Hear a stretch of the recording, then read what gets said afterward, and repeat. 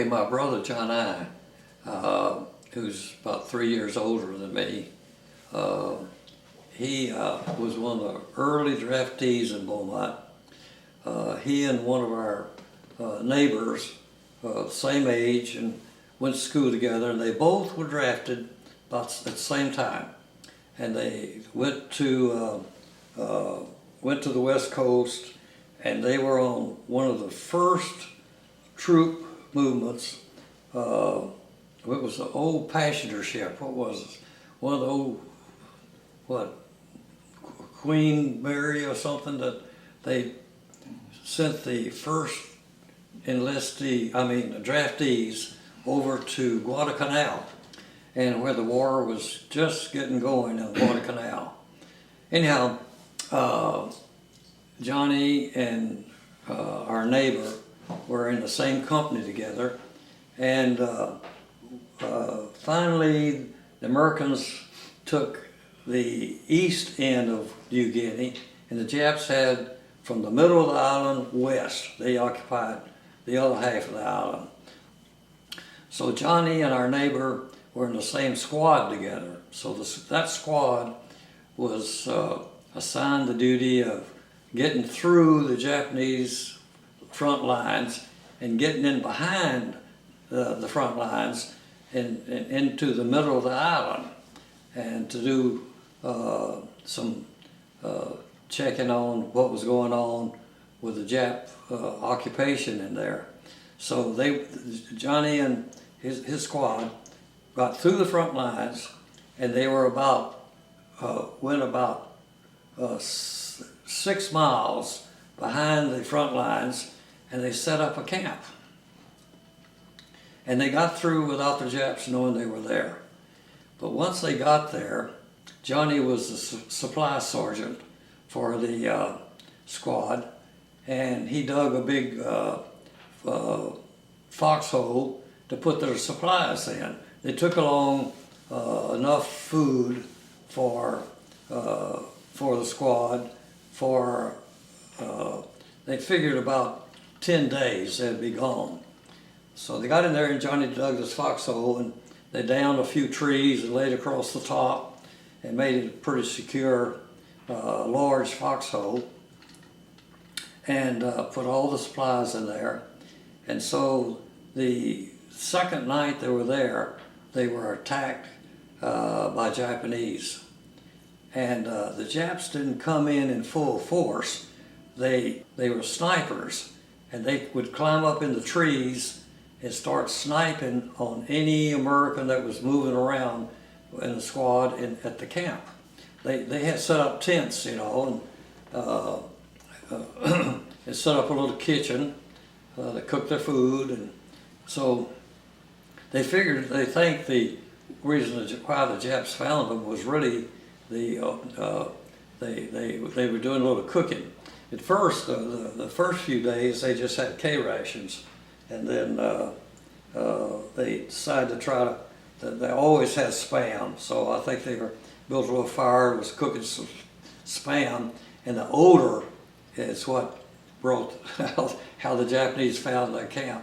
But anyhow, the Japs were there day and night in the trees sniping, and they killed all the rest of the squad except Johnny and 6 other guys. No, let's see, 7 guys. There were 8 of them, and 8 of them survived, and by staying down in that foxhole with all the supplies. But if anytime anybody stuck their head out of that foxhole, a Jap would fire at them. So you can imagine how awful it was to be in that foxhole. They were pinned down for another 20-something days. Altogether, they were there 31 days before another patrol got in there and saved them. But you can imagine all the rest of the squad. I forgot how many was in the squad. I think it was like 20-something. They were all out there laying around the foxhole, decaying. They were all dead, decaying, and you can imagine how traumatic that was on the 8 guys that survived. It's pretty bad.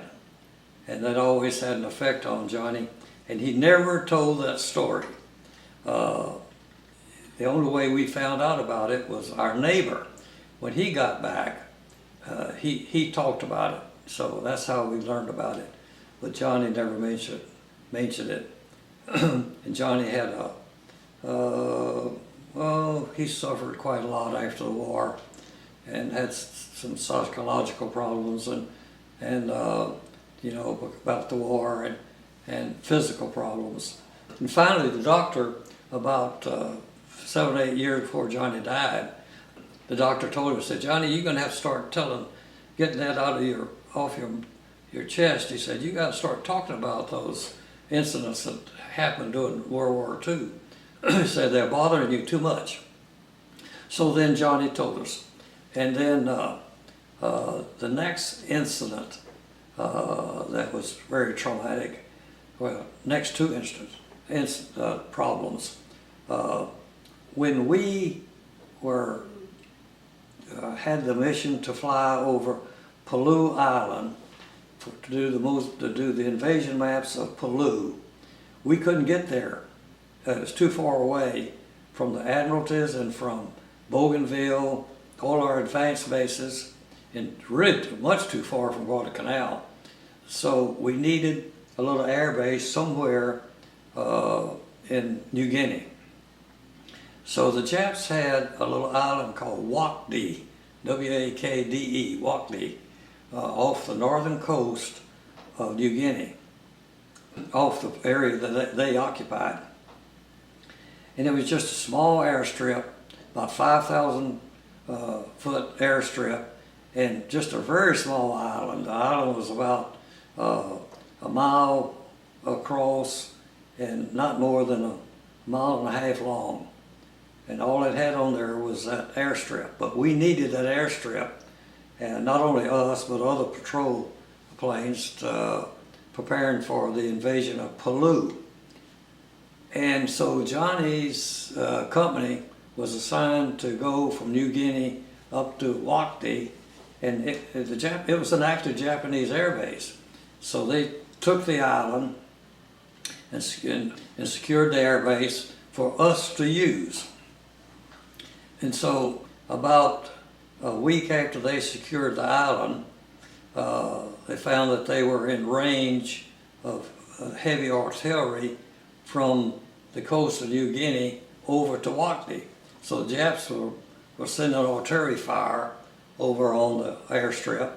So Johnny and his outfit went ashore, I think is about only less than a mile across a bay to the mainland. And they set up a perimeter. They pushed the Japs back that were there, and they secured a semicircle secure spot just on the mainland from our airfield. And they just had a semicircle up there. They set up a perimeter, and they of course had to keep full-time troops out there keeping the Japs back. Finally the Japs left, and one night Johnny was asleep in his tent, and all of a sudden he heard rifle fire. So he jumped up. He said, "Oh gosh, I guess the Japs are coming back." So he got his rifle and put his shoes on, ran out to the front line there, and the guys that were out there were just firing and stuff. You could see figures moving back in the jungle, and they would, every time something moved, they'd shoot it, and they thought it was the Japanese. And so after a while, everything quieted down. Oh, I left out one part. When the Japanese would attack an American base or patrol somewhere, they'd come in screaming, hollering as loud as they could, screaming loud as they could, and that was, you knew that the Japs were attacking when you heard them start to scream and holler. And so what happened, before the firing started, everybody heard this screaming and hollering, and they saw movement back in the jungle. They said, "Oh, here come the Japs," you know. So all the guys jumped up with their carbines and started firing at everything that moved, and all of a sudden everything quieted down. But it was still dark, middle of the night. So the next morning when the sun came up, Johnny and all the troops were there waiting to see if the Japs would attack again, but they didn't. So when the sun came out, they walked out there in the field, in the jungle, and what they found were these huge monkeys that are about 4.5 feet tall, big monkeys, almost life size. Where when this group of monkeys were going through the jungle, they sensed the Americans over there where Johnny and the company was. So they started screaming and hollering, and so that's when all the Johnny's company started firing on them, thinking they were Japs. So they went out there, and they were just Johnny couldn't remember the number of dead apes or monkeys that were out there, but there's a large number, and some of the female monkeys were there picking up the babies. There were some young ones and little ones, and they said they all cried because watching those females picking up the little ones, and if they were dead, they would put them back down. But they found some little ones that were still alive because they were firing at the big, the big monkeys. They didn't see the little monkeys down there. So the females came in and took all the little ones and left back into the jungle. But Johnny said that was really sad to see that happen. So anyhow, we came into that air base and did our work over Puryear Island a few days later. And our squadron got shot up bad on that raid, on that mission. Let's see. I'm still talking about Uncle Johnny's experiences.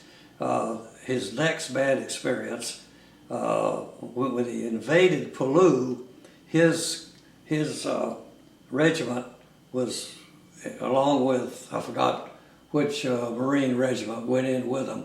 They were in the first landings on Puryear, and Johnny was in one of the first waves to land on Puryear, and he got a lot of fire. We lost a lot of people, a lot of men on that invasion. And Uncle Johnny and two of his buddies, three of them hit the beach together.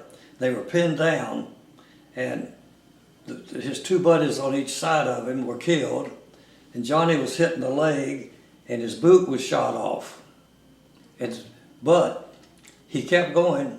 After they were able to get up and move again, he moved in, hobbled in, and kept fighting for 3 days, and just eating K rations and on that wounded leg, and that was a pretty bad experience. So Uncle Johnny went through 3 real bad experiences during World War II.